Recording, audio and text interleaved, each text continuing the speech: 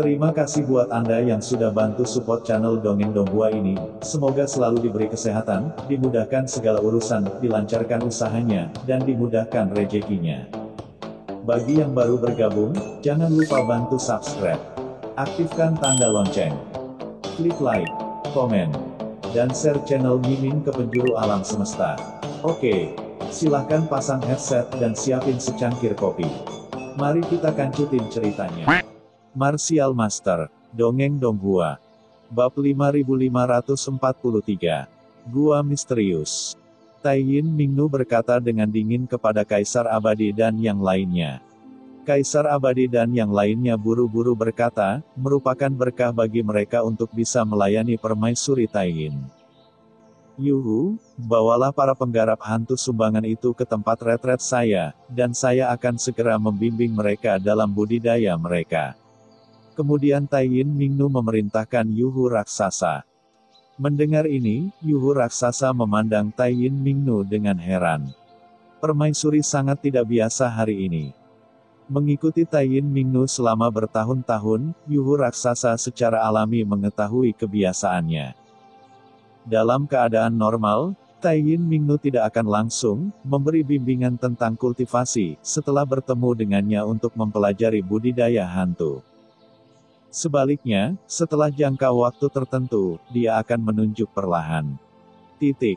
Terlebih lagi, meskipun mereka perlu memberikan bimbingan, mereka akan memberikan bimbingan satu persatu.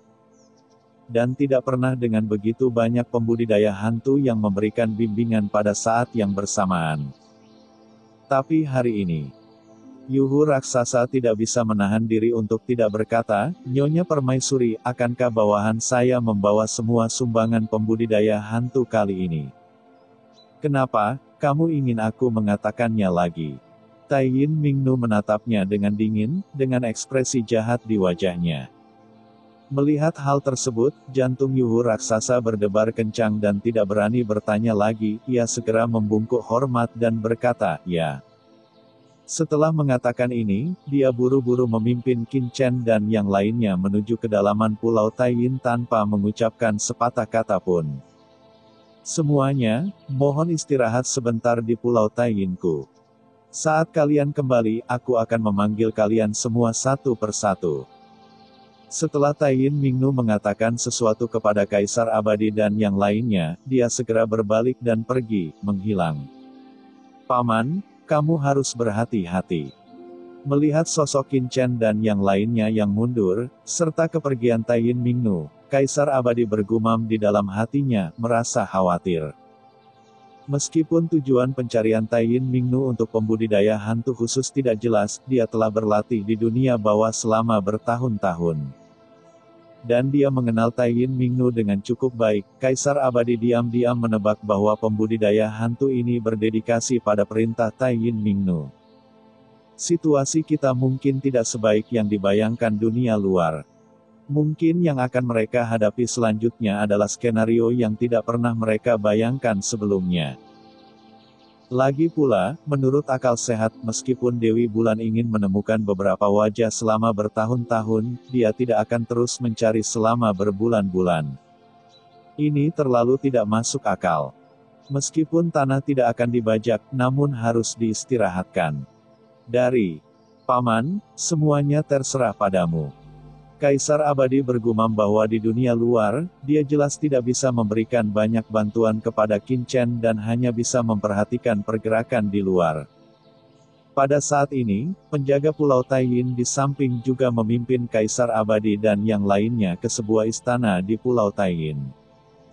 Di luar istana, formasi sederhana dan sederhana bertahan, memancarkan aura yang membuat jantung berdebar dan menakutkan, membuat semua orang merasa ketakutan.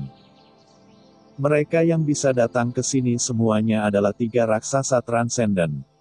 Tetapi semua orang merasa sedikit tidak berarti sebelum formasi istana. Terlihat bahwa jika formasi yang menutupi istana bukan formasi setingkat kaisar, setidaknya itu adalah kaisar formasi level, ya. Tingkat kuasi kaisar. Semuanya, ini tempat peristirahatan kalian. Pulau Taiyin dijaga ketat. Tanpa izin, mohon jangan meninggalkan istana bahkan setengah langkah, jika tidak, jika terjadi sesuatu, kami tidak akan bertanggung jawab, kata pemimpin penjaga dengan dingin. Setelah mengatakan ini, dia berbalik dan pergi dalam sekejap. Ini, semua orang di penjara. Banyak orang berkuasa yang dibawa ke Pulau Taiyin saling memandang. Namun mereka juga sudah mempersiapkan mentalnya, jarang sekali bisa datang ke Pulau Taiyin kali ini, akan sangat mengejutkan jika mereka benar-benar bisa berjalan bebas di Pulau Taiyin. Setelah beberapa pemikiran, semua orang bubar, hanya Kaisar Abadi yang masih diam-diam menatap langit di atas Pulau Taiyin di luar, ke arah mana Qin Chen dan yang lainnya pergi. Pada saat ini, Pri Fanyin perlahan datang ke sisi Kaisar Abadi. Kaisar Abadi segera tersadar dari pikirannya dan buru-buru tersenyum datar. Haha, Pri Fanyin, apakah kamu juga bersiap untuk menyerah kepada Permaisuri Taiyin ketika kamu datang ke Pulau Taiyin kali ini? Dengan cara ini, setelah bertahun-tahun berpisah, kamu dan aku takut. Jadilah mitra lagi. Kaisar Abadi mengetahuinya, dia sangat naif. Pri Fanyin memandang Kaisar Abadi dengan dingin, dengan sedikit kekecewaan muncul dari dalam matanya. Abadi, kamu benar-benar mengecewakanku kali ini. Setelah menyelesaikan kata-katanya, dia berbalik dan pergi, punggungnya tampak kesepian. Kaisar Abadi menggaruk kepalanya, apa maksudmu dengan ini? Bukankah aku pernah mengecewakan Pri Fanyin di masa lalu? Pada saat ini, di Pulau Taiyin, Qin Chen dan lainnya, dipimpin oleh Yuhu Raksasa, dengan cepat menuju ke pusat Pulau Taiyin. Sepanjang jalan, Qin Chen terbang dan mengamati secara diam-diam. Pulau Taiyin ini, betapa ketatnya pengaturannya. Meskipun terlihat sangat biasa dalam kehampaan, Qin Chen sangat merasakan bahwa di dunia Pulau Taiyin ada formasi samar aura yang sangat menakutkan. Aura formasi ini sangat dingin, dengan hati menghentikan kekuatan. Kuantitas, kemungkinan besar semacam formasi khusus. Terlebih lagi, formasi ini sangat menakutkan, begitu pecah, bahkan pembangkit tenaga listrik tingkat kaisar pun akan terjebak di dalamnya dan tidak dapat membebaskan diri dalam waktu singkat. Yang paling mengejutkan Qin Chen adalah ada udara dingin khusus di aura formasi ini. Kekuatan jurang maut. Mata Qin Chen dingin, seperti yang diharapkan, Taiyin Mingnu ini bekerja sama dengan klan Abais. Qin Chen, kenapa seluruh tubuhku terasa gatal? Di samping, wajah Molly menjadi sedikit merah. Suasana di sekelilingnya membuat tubuhnya gelisah, dan gelombang nafas yang berapi-api perlahan muncul di tubuhnya, membuatnya tidak nyaman untuk menahan nafas. Qin Chen mengerutkan kening dan berkata, bersabarlah untuk saat ini. Oh.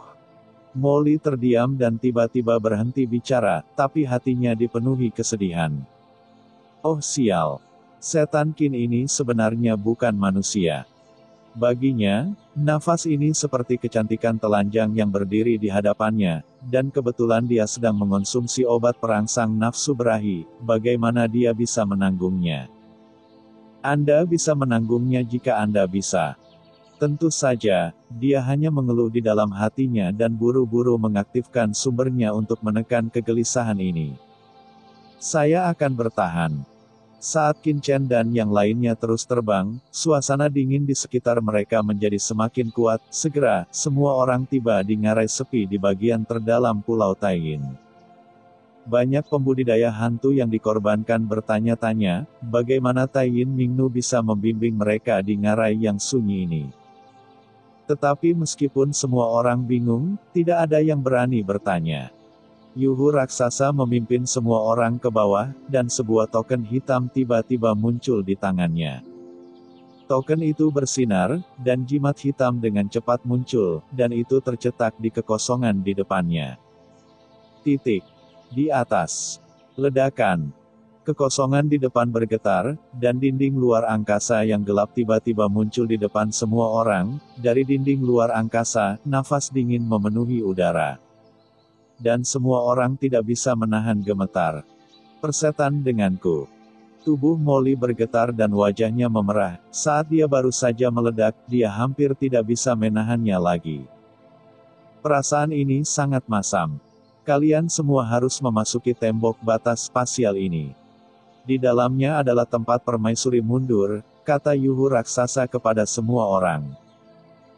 Permaisuri sedang mengasingkan diri di dinding luar angkasa ini. Semua orang tercengang. Saya bilang begitu. Bagaimana permaisuri Taiyin yang agung bisa mengajari mereka cara bercocok tanam di ngarai terpencil ini? Ternyata ada ruang khusus jauh di dalam ngarai, dan pasti ada gua di dalamnya. Terima kasih, Tuan Yuhu, atas nasihatmu. Semua orang memberi hormat dan segera memasuki dinding luar angkasa satu persatu. Qin Chen dan Molly saling memandang, mengangguk, dan melompat ke dinding luar angkasa. Melihat orang-orang yang menghilang di depannya, Yuhu raksasa memasang cibiran mengejek di bibirnya. Orang-orang ini mungkin mengira ada peluang di dalam. Dia telah mengikuti permaisuri Taiyin begitu lama, dan semua pembudidaya hantu yang telah dikorbankan telah memasuki dinding batas ruang ini. Tetapi tidak ada yang bisa keluar hidup-hidup, meskipun Yuhu raksasa tidak tahu apa yang ada di dalamnya, dia percaya ini. Apa yang ada di dalamnya jelas tidak seperti yang dibayangkan orang-orang ini, dan apa yang menanti mereka mungkin bukan hal yang baik. Pada saat ini, Qin Chen dan orang lain yang memasuki dinding luar angkasa diselimuti oleh kekuatan ruang yang menakutkan, menyebabkan kehampaan misterius. Setelah para kontributor ini terbungkus oleh kekuatan ruang, mereka semua bingung dan tidak dapat membedakan arah mereka, bahkan Molly pun pusing dan terbawa ke dalam kehampaan oleh kekuatan ruang yang menakutkan ini.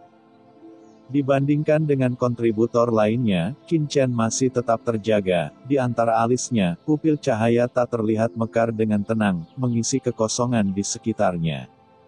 Ini adalah susunan teleportasi luar angkasa tingkat kaisar. Di bawah mata ciptaan Qin Chen, struktur spasial yang tak terhitung jumlahnya yang melonjak di seluruh susunan teleportasi luar angkasa langsung muncul di depan matanya. Dan dia benar-benar menembusnya. Kemudian, Qin Chen menundukkan kepalanya dan berpikir, arah yang dituju oleh dinding luar angkasa tampaknya berada jauh di bawah tanah di Pulau Taiyin. Jadi, tempat kita berteleportasi sekarang adalah di dasar laut bencana abadi. Ledakan. Saat dia berpikir, kekosongan di sekitarnya bergetar hebat dan Qin Chen menarik pupilnya. Saat berikutnya, dengan keras banyak kontributor, termasuk Qin Chen, jatuh dari kehampaan satu demi satu. Seperti pangsit, jatuh ke dalam kegelapan. Kekosongan. Tengah. Ini dia. Semua orang melihat ke atas, kepala mereka masih sedikit pusing saat ini, ketika semua orang melihat pemandangan di sekitar mereka, ekspresi mereka sedikit berubah. Apa yang muncul di depan mata semua orang adalah sebuah gua hitam pekat yang sangat megah. Ada tanda aneh di dinding batu hitam pekat yang mengelilingi gua. Rune ini memancarkan aura dingin, berkedip-kedip dalam terang dan gelap setiap saat. Kedipannya memancarkan aura gelap dan aneh yang membuat jantung berdebar-debar. Nafas ini terus berinteraksi, akhirnya membentuk formasi berdarah besar yang menyebar ke seluruh gua. Di tengah gua, ada genangan darah yang gelap. Sebuah platform tinggi yang besar berdiri di atas genangan darah.